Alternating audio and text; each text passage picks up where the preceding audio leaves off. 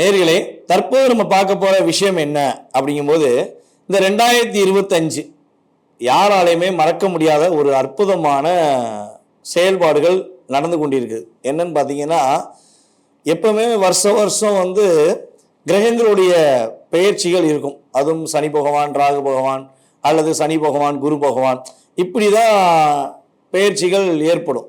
So இந்த வட்டம் பார்த்தீங்கன்னா, அந்த 2025 மிகப்பெரிய ஒரு மாற்றத்தை ஏற்படுத்தக்கூடிய செயல்பாடுகளில் ஃபஸ்ட்டு மார்ச் மாதம் இறுதியில் சனி பயிற்சி இப்போ நடந்தது. அதுக்கு அடுத்தபடியாக பார்த்தீங்கன்னா குரு பயிற்சி. இப்போ நம்ம பார்க்க போகிறது என்னென்னா ராகு கேது பயிற்சி. இந்த 3 கிரகங்களின் பயிற்சிகள் மூலமாக மிகப்பெரிய மாற்றங்கள், சில விஷயங்களில் ஒரு பதட்டமான சூழ்நிலையெல்லாம் யோசிச்சிட்டே இருக்கும் பொழுது, இந்த ராகு கேது பகவான் உங்களுடைய வாழ்க்கையில் என்னென்ன விஷயங்கள்லாம் செயல்படுத்த போகிறாங்க, இந்த ராகு கேது பயிற்சி எப்போ நடக்க போகுது அப்படின்னு சொல்லி ஃபஸ்ட்டு தெரிஞ்சுக்கிடுவோம். ஸோ அதுக்கப்புறம் உங்களுடைய ராசிக்கான பலன், இந்த ராகு கேது பகவான் ராசியை விட்டு இன்னொரு ராசியை கடந்து சொல்லும் போது என்னென்ன மாற்றங்கள், உங்களுடைய ராசிக்கு என்னென்ன ஒரு நற்பலன்கள் கொடுக்க போகிறாங்க அப்படிங்கிறத பார்க்கலாம். மே மாதம் 18ஆம் தேதி ராகு பகவான் மீன ராசியிலிருந்து கும்ப ராசிக்கும், கேது பகவான் கன்னி ராசியிலிருந்து சிம்ம ராசிக்கும் பயிற்சியாகி வருகிறார். அதாவது மற்ற கிரகங்கள் 7 கிரகங்கள் என்ன பண்ணுவாங்கன்னா கிளாக் வைஸில் சுற்றுவாங்க. இந்த ராகும் கேது பகவான் மட்டும் என்ன பண்ணுவாங்கன்னா ஆன்டி கிளாக் வைஸில் சுற்றுறது தான் இவங்களுடைய இயல்பான குணம். அப்புறம் என்ன அர்த்தம்னா, மனிதர்களுடைய செயல்பாடுகள் நேர்மையாக போய்கிட்டே இருக்கவங்க என்ன பண்ணுவாங்க, எதிர்மறையாக நோக்கி பயணிப்பாங்க. எதிர்மறையாக நோக்கி பயணிக்கிறவங்க என்ன பண்ணுவாங்கன்னா நேர்மையை நோக்கி பயணிப்பதற்கான ஒரு ஆற்றலை ஏற்படுத்த வேண்டும். அதுவும் நிழல் கிரகங்களாகிய ராகு கேது பகவான் மட்டுமே அந்த முழுமையான செயல்பாடை செயல்படுத்த முடியும் என்பதற்காகவே இவங்க என்ன பண்ணுறாங்கன்னா ஆன்டி கிளாக் வைஸில் சுத்த வைக்கிறாங்க அப்படின்னு பார்க்குறோம். நிழல் கிரகங்கள் சொந்த வீடு இல்லாத ஒரு கிரகங்கள். அப்போ சொந்த வீடு உள்ள கிரகங்களுக்கே ஆளுமை தன்மை இருக்கும். சொந்த வீடு இல்லாத கிரகங்களுக்கு எப்படி ஆளுமை தன்மை இருக்கும் அப்படிங்கிற ஒரு கேள்வி வைக்கலாம். இவங்களுக்கு சொந்த வீடு தான் இல்லை, ஆனால் இவங்க எந்த வீட்டில் உட்காந்துருக்காங்களோ அந்த வீடை தான் வீடாக மாற்றிடுவாங்க. அதாவது வாடகை வீட்டுக்கு இப்போ போயிருக்கோம் பார்த்தீங்களா, ஒரு வாடகை வீட்டில் இருந்தோம்னா 20 வருஷத்துக்கு மேலே வந்துட்டு என்ன சொல்கிறாங்க, தனக்கு சொந்தம் சொல்லி ஒரு சட்டம் இருந்துச்சுன்னு சொல்லி சொல்கிறாங்க. ஸோ அதே மாதிரி தான் இவங்களுக்கு அப்படிலாம் கிடையாது. இவங்க போகிற 1.5 வருஷமும் அந்த வீடு அவங்க வீடு தான். 1.5 வருஷத்துக்கு அப்புறம் அந்த வீடை தன்னோட சேவை வீட்டுக்காரர் எடுத்துக்கலாம். அதில் உள்ள அந்த ராசியில் உள்ள கிரகங்கள் எடுத்து ஆளுமை கொள்ளலாம். ஆனால் இவங்க ஒரு ராசிக்குள்ளே போயிட்டாங்கன்னா உங்களுடைய சுய ஜாதகத்தில் இப்போ ராகு பகவான் எங்கே வர்றாரு, கும்பராசிக்கு வர்றாரா, கும்ப ராசியில் என்னென்ன கிரகங்கள் இருக்கோ அந்த கிரகத்துடைய ஆளுமையை இவர்களே எடுத்துக்கொள்வார்கள். வாங்க உங்களுடைய ராசிக்கான பலன்களை பார்ப்போம்.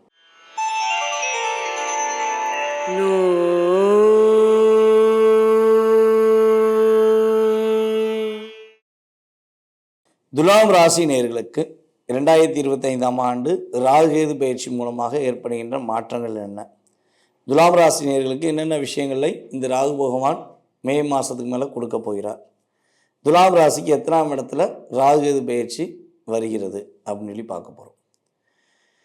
கடந்த 1.5 வருட காலமாக ராகு பகவான் ராசிக்கு 6ஆம் இடத்துல வந்தார், கேது பகவான் ராசிக்கு 12ஆம் வந்தார். இந்த 1.5 வருஷமாக 6ஆம் இடத்துல ராகுவும் 12ஆம் இடத்துல கேதுவும் அமர்ந்திருந்து உங்களுக்கு என்னென்ன விஷயங்கள்லாம் பிரச்சனையாக கொடுத்துருப்பாங்க அப்படிங்கிறத தெளிவாக சொல்கிறேன். ஸோ அதுக்கப்புறம் எதிர்காலம் சம்மந்தப்பட்ட விஷயங்களில் என்னென்ன விஷயங்களில் இந்த ராகு கேது பயிற்சி மூலமாக உங்களுக்கு கிடைக்க போகுதுங்கிறதையும் சொல்கிறேன். அதாவது ராகு பகவான் தற்போது உங்கள் ராசிக்கு 5ஆம் இடத்துக்கு வரப்போகிறார், கேது பகவான் உங்கள் ராசிக்கு 11ஆம் இடத்துக்கு வருகிறார். இப்போ ஒரு பழமொழி இருக்குது, நம்ம ஏற்கனவே சொன்ன பழமொழி தான். சர்ப்ப கிரகங்கள் அல்லது பாவ கிரகங்கள் என்று கருதப்படுகின்ற, நிழல் கிரகங்கள் என்று கருதப்படுகின்ற ராகுவும் கேதுவும் ஒருவருடைய சுய ஜாதகத்தில் அல்லது கோச்சார ரீதியாக 11ஆம் இடத்தில் கிரகங்கள் அமரும் பொழுது அந்த ராசிக்காரர், அந்த லக்னத்துக்காரர்கள் உறுதியாக உயர்ந்த நிலைக்கு செல்வார்கள் என்பது கிரக ரீதியான விஷயம். அதுவும் 11ஆம் இடத்தில் கேது பகவான் அமர்ந்து விட்டால் அவர்களுக்கு இவ்வளவு நாட்களாக கிடைக்காத, எதிர்பார்த்தும் பல தடைகளில் இருந்த விஷயங்கள் எல்லாம் முடைபெற்று வெற்றி காண்பதற்கான அமைப்பு எப்பொழுதுமே உண்டு. ஸோ அப்போ கேது பகவான் 11ஆம் இடத்தில் அமர்கிறார், ராகு பகவான் 5இல் அமர்கிறார்ங்கிறது பார்த்துட்டோம். கடந்த 1.5 வருஷமா துலாம் ராசிக்காரங்க கடன் சுமையால் மீள முடியாமல் கஷ்டப்பட்டிருப்பீங்க.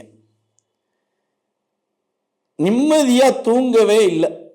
படுத்தேன், எனக்கு நிம்மதியாக தூக்கம் இல்லை.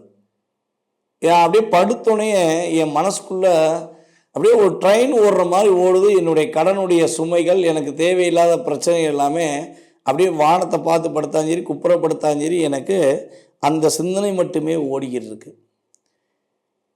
உங்களுக்காக வாங்கின கடன் 1% இருந்தாலும் உங்களுடன் இருப்பவர்களுக்காக நீங்கள் வாங்கி கொடுத்த கடன் தான் அதிகமாக இருக்கும். உங்களோட சகோதர சகோதரிகளுக்காக உண்மையான விசுவாசம் காட்டக்கூடிய செயல்பாடு நீங்கள் செஞ்சிருப்பீங்க, அதனால கூட கடன் வந்திருக்கலாம். உங்கள் நட்புக்காக நீங்கள் உண்மையான பாசம் வச்சாங்கன்னு சொல்லி நீங்கள் கையெழுத்து போட்டிருப்பீங்க, அந்த கையெழுத்துனால உங்களுக்கு கடன் வந்திருக்கலாம். உங்களுடைய பார்ட்னர் உங்கள்கிட்ட உண்மையாக தான் இருக்காங்கன்னு நினச்சி நீங்கள் என்ன பண்ணியிருப்பீங்க, அவங்க மேலே அதிக நம்பிக்கை வச்சு நிறையா செஞ்சுருப்பீங்க, அதனால கூட கடன் வந்திருக்கலாம். அப்போ உங்களால் வந்த கடன் 20, மற்றவர்களால் வந்த கடன் 80. இதுதான் உண்மை. ஸோ அந்த அளவுக்கு ஒரு ஏமாற்றம், கடன் சுமைகள், பிரச்சனைகளை நீங்கள் சந்தித்திருப்பீர்கள். உங்களை ஆசை காட்டி மோசம் பண்ண நபர்கள் கொஞ்சம் அதிகமாக இருந்திருப்பாங்க. இதை வாங்க அப்படி இருந்திருக்கும், இதை வாங்க இப்படி இருக்கும், நீ பெரிய லெவலுக்கு போயிடுவேன்னு சொல்லி உங்களை ஆசையை தூண்டி விட்டு உங்களை லாக் பண்ணியிருப்பாங்க. ஸோ இதெல்லாம் கடந்த காலங்களில் உங்களுக்கு நடந்திருந்தால், மேபி கிரக ரீதியாக, உங்களுடைய கோச்சார கிரக ரீதியாக உங்களுக்கு நடந்திருந்தால் கட்டாயமாக உங்களுடைய கமெண்ட்ஸை நீங்கள் பதிவுகள் மூலமாக கொடுங்க. ஏன் இதை கேட்குறேன்னா, ஸோ நம்ம சொன்னது நடக்காங்கிறத நம்ம கிளைண்ட்டு, நேரடியாக வர கிளைண்ட்டு, அதே போல் ஆன்லைன் மூலமாக கன்சல்டிங் பண்ணுற வாடிக்கையாளர்கிட்ட கேட்கும்போது ஆமாங்காங்க. ஸோ அவங்க சொல்லும்போது நமக்கு ஒரு சந்தோஷம் இருக்குது. ஸோ அடுத்து இன்னும் இந்த கிரகங்களை நம்ம இது வந்து பார்த்திங்கன்னா, ஜோதிட கலைங்கிறது ஒரு மிகப்பெரிய கலை. ஆயக்கலை 64 சொல்கிறாங்க. ஸோ அந்த கலைகளில் ஒரு அற்புதமான கலைனா ஜோதிட கலை தான். ஒரு மனிதன் என்ன செய்யணும், என்ன செய்யக்கூடாது, என்ன செஞ்சால் வெற்றி, என்ன செஞ்சால் தோல்வி, என்னெல்லாம் செஞ்சால் பாதுகாப்பாக இருக்கலாம் அப்படிங்கிறத இந்த ஜோதிட கலை மூலமாக தான் நம்ம அறிய முடியும். அதாவது கடலில் உள்ள ஆழத்தை அளக்க முடியுமா அப்படின்னா மிகப்பெரிய கடினம். கடலில் உள்ள முத்து எவ்வளோ மிகப்பெரிய விலை உயர்ந்ததோ அதே மாதிரி தான் இந்த ஜோதிட துறையுமே அவ்வளோ பெரிய ஒரு விலை உயர்ந்த ஒரு விஷயம். அதை ஒரு சின்ன விஷயத்துக்குள்ளே அடக்க முடியாது. நான் ஜோதிடம் மிகப்பெரிய ஜோதிடத்தில் நான் ஜாமுவான்னா அதுக்கு மேலே ஜாமுவான்லாம் இருப்பாங்க கட்டாயமாக. ஸோ அதுதான் உண்மை. அப்போ ஒரு கட்டுக்குள் அடங்காத விஷயங்கள் தான் ஜோதிடம். இன்னும் நிறைய அதை நம்ம போய் ஆராய்ஞ்சு பார்க்க உண்மையான ஆர்வத்துடன் கேட்கும் நபர்களுக்கும் நன்மை கிடைக்கும், ஆர்வத்துடன் பார்க்கும் ஜோதிடர்களுமே வளர்ச்சி அடைவார்கள். இதுதான் உண்மை. ஸோ அதனால தான் உங்களை கமெண்ட்ஸ் கொடுங்க. நீங்கள் கமெண்ட்ஸ் கொடுத்தீங்கன்னா என்ன ஆகும், இன்னும் நம்ம சொல்கிற விஷயங்களை இன்னும் ரொம்ப ஆராய்ச்சி மூலமாக உங்களுக்கு மாற்றத்தை கொடுக்க முடியும், டெப்த்தாக போக முடியும்னு சொல்கிறேன். சரி, ஓகே. இப்போ இந்த ராகு கேது பயிற்சிக்கு அப்புறம் நம்மளோட துலாம் ராசினியர்களுக்கு என்ன மாற்றம் வருது அப்படிங்கும்போது, துலாம் ராசினியர்களுக்கு 5ஆம் இடத்தில் ராகு அமர்வது கற்பனை ஆற்றல்களை தூண்டக்கூடிய செயல்பாடுகளை ஏற்படுத்தும். கலை, இசை, நடனம், நாட்டியம் எல்லா விஷயங்களிலும் வெற்றி பெறுவதற்கான ஒரு அற்புதமான இறை அருள் உங்களுக்கு கிடைக்கும். இவ்வளவு நாட்களாக உங்களுடைய வழிபாடு ஸ்தலம் தெரியவில்லை, உங்களுடைய குலதெய்வம் தெரியவில்லை என்று வருத்தப்பட்டு குலதெய்வ வழிபாடை பண்ணாமல் இருந்தீங்க அப்படின்னா, இந்த கேது பகவான் 11ஆம் இருந்து உங்களுடைய குலதெய்வத்தை ஆட்டிட் பண்ணி விடுவார். குலதெய்வம் உங்கள்கிட்ட பேசும். குலதெய்வம் அருளே இல்லைங்க, குலதெய்வம் தெரியுது. குலதெய்வம் வீட்டுக்குள்ளே வர முடியலன்னு சொல்கிறாங்க.